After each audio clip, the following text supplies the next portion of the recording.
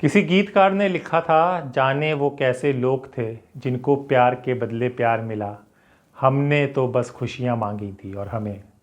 जी हाँ, आज कल यही गीत दिल्ली वाले गुनगुना रहे हैं। दिल्ली के गरीबों पर डाका पड़ रहा है, सिलेंडर महंगा हो गया है, सेवाएं बंद हो गई हैं। गारंटी कहाँ गई, ये सवाल पूछा जा रहा है। जी हाँ, दिल्ली में गरीब जनता की हालत बद से बदतर होती जा रही है। वहीं दिल्ली, जहां बीजेपी ने मोदी की गारंटी पर जनता को यकीन दिलाया था और दिल्ली वालों ने भी यकीन कर लिया था। नतीजा, सत्ता की चाबी थमा दी गई रेखा गुप्ता को। लेकिन सत्ता की दहलीज पर कदम रखते ही एक एक करके जनता के वर्ज गिरने लगे। जो सुविधाएं मिल रही थी उन पर आफत टूट पड़ी और जो बचा कुचा था उस पर भी नजर लग चुकी है। गरीबों की मसीहा बनने वाली सरकार ने होली पर मुफ्त गैस सिलेंडर तो नहीं दिया, लेकिन हाँ, सुनिए ये बात, गैस सिलेंडर के दाम जरूर बढ़ा दिए। Is that the average price, not the average, the price per cylinder of LPG will increase by 50 rupees. In other words, from 500 it will go up to 550, and the other one will go up from 803 to 853. Now this is a step which we will review as we go along. As it is, we review these every 2 weeks or 3 weeks. And therefore the excise duty that you have seen increase is not to go on to the consumer on petrol and diesel. As I kept telling you, that excise increase is intended to compensate the oil marketing companies for the 43,000 rupees, 43,000 crore that they have incurred as a loss on the gas part of it. Now you will say, what will happen to petrol and diesel? As I told you, the inventories that they are carrying are 45 days old. The inventories are very clearly at a much higher price.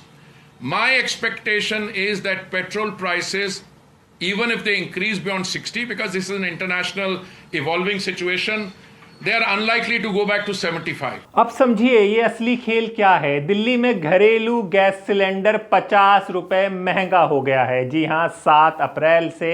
और petroleum मंत्री ने साफ कह दिया है, अब दिल्ली में gas cylinder मिलेगा 853 रुपए का। और सुनिए ये बात, उज्ज्वला योजना के तहत मिलने वाला सिलेंडर भी अब 500 के बजाय 550 में मिलेगा। ये वही सिलेंडर है जिसे बीजेपी ने गरीब महिलाओं को होली में मुफ्त देने का वादा किया था। मुफ्त में तो कुछ मिला नहीं, ऊपर जेब से एक्स्ट्रा 50 रुपए मांगे जा रहे हैं जो गरीब देगा। यानी गरीब की रसोई पर भी सीधा वार।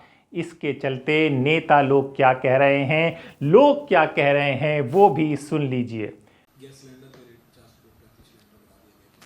देखिए, जब से देश में भारतीय जनता पार्टी की सरकार आई है, तो चाहे गैस सिलेंडर के रेट हों, चाहे और घरेलू वस्तुओं के रेट हों, लगातार बढ़ रहे हैं। और देश के, मैं समझता हूं, सरकार ने महंगाई की मार से लोग, जो आम लोग हैं, वो बहुत पिस रहे हैं।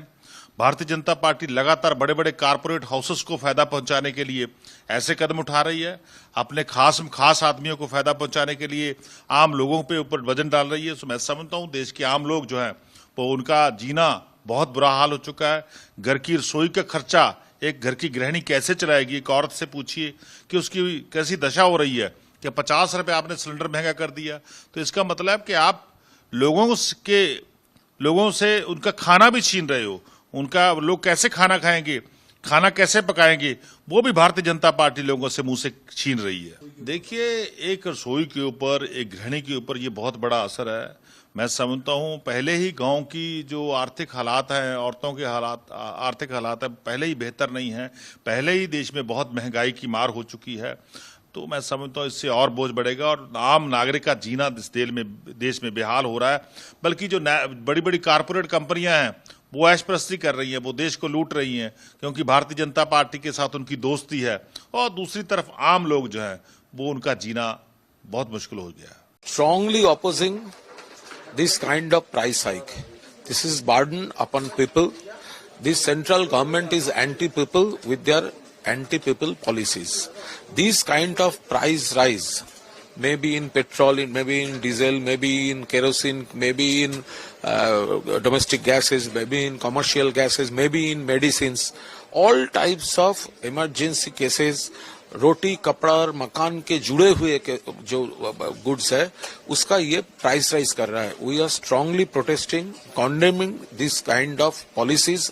सो all India Trinamool will fight it out and we are strongly protesting this kind of price rise decision. दोस्तों, ये कहानी यहाँ पर खत्म नहीं होती. कहानी की सबसे बड़ी विडंबना ये है कि दिल्ली की मुख्यमंत्री रेखा गुप्ता इन सबसे अनजान सी नजर आती हैं. जी हां, जब जनता पूछती है उनसे दवाई नहीं, बिजली नहीं, बस सेवा संकट में है, सिलेंडर मुफ्त मिलने के बजाय महंगा हो गया है, वो भी 25 रुपए की स्कीम अब बस किताबों में रह गई है, तो सीएम मैडम कहती हैं सब ठीक है. आज हमने ये आयुर्वेदिक झुग्गी यहाँ पे अंदर की गली नाली खड़ंजा पूरी झुग्गी का बनाने का काम शुरू किया है. वर्षों के बाद झुग्गी वालों के लिए वो अच्छे दिन शुरू हुए हैं जिसमें सच में उनकी कॉलोनियों के लिए, इन झुग्गियों के लिए काम होंगे. आज तक की पिछली सरकारों ने कभी किसी झुग्गी वाले के लिए चिंता नहीं करी, केवल उनको वोट बैंक के नाते से यूज किया, केवल डराते रहे भाजपा आएगी झुग्गी तोड़ देगी. आज यहाँ से जितने काम शुरू हो रहे हैं वो एक संदेश है हमारे झुग्गी के भाई बहनों के लिए कि भाजपा सरकार नरेंद्र मोदी जी के नेतृत्व में हर गरीब की चिंता कर रही है. उनके लिए जहाँ वो रहते हैं अच्छी सुविधाएं हों, वहाँ की नाली खड़ंजा, शौचालय, बहन बेटियों के नहाने की जगह, बच्चों के खेलने का पार्क, वहाँ पे अच्छे पानी की सुविधा, ये सारे काम ये सरकार, हमारी दिल्ली की सरकार प्रतिबद्ध है उनको कराने के लिए. और हमने ड्यूसिप के हेड में 700 करोड़ रुपए का जो फंड रखा है वो विशेष रूप से केवल और केवल झुग्गियों के लिए काम करने के लिए है.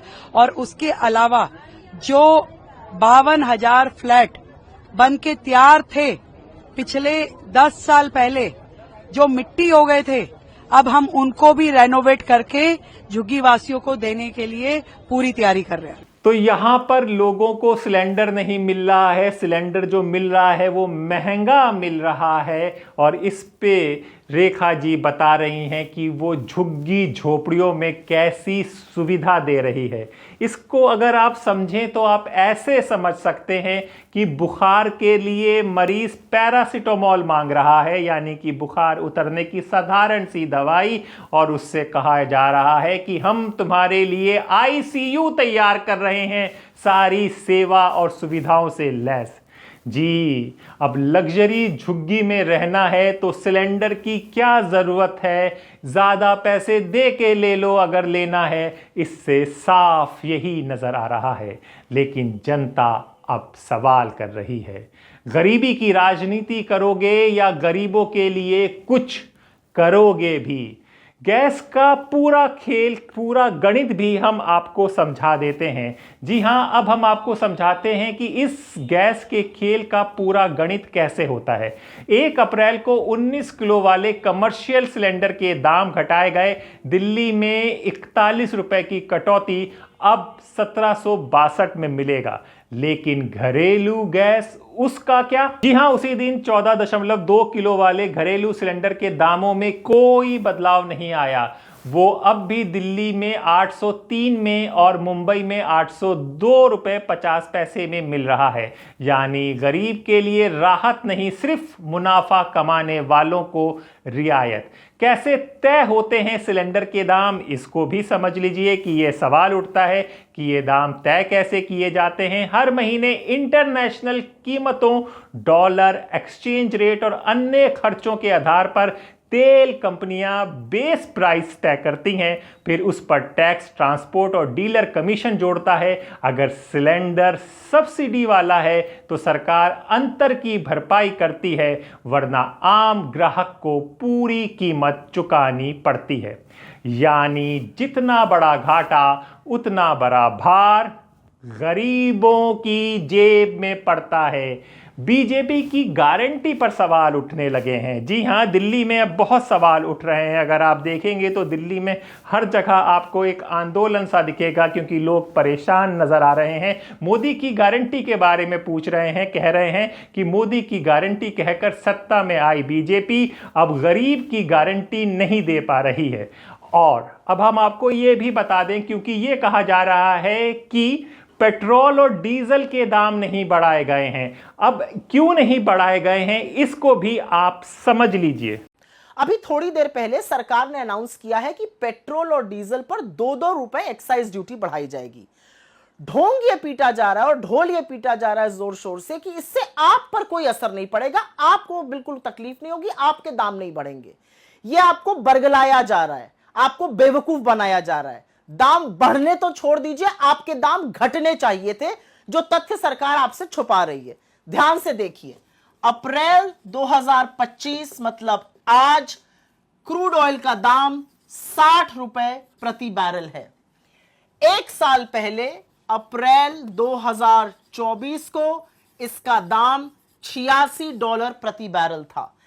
एक साल में क्रूड ऑयल में गिरावट हुई है $26 प्रति बैरल की।